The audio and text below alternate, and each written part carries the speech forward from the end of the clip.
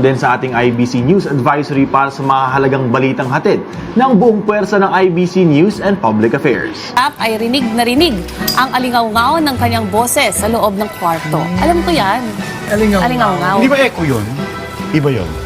Pwede, Echo, no? pwede. Oo. Echo. Ito pa, yung salitang dalisa ay nangangulugang malinis at salitang marilag naman, ang ibig sabihin ay kahanga-hangang kagandahan. Kapag ginamit sa pangusap, ang kapatagan ay napapaligiran ng mga batis na may dalisay na tubig.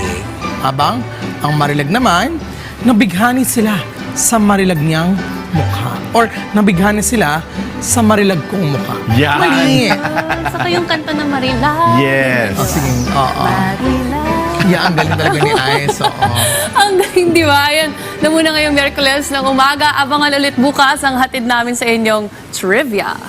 And that's it for today, mga ka-RSP. Abangan bukas sa mga panibagong impormasyon at good vibes na ihatid namin sa inyo. At mas pinalawak na sakop po ng ating public service.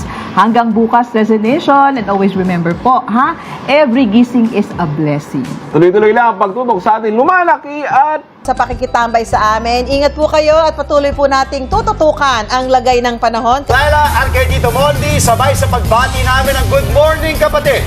Kasama ang inyong mas pinalakas. Daming morning good vibes dito pa rin sa morning show ng bayan. Ito ang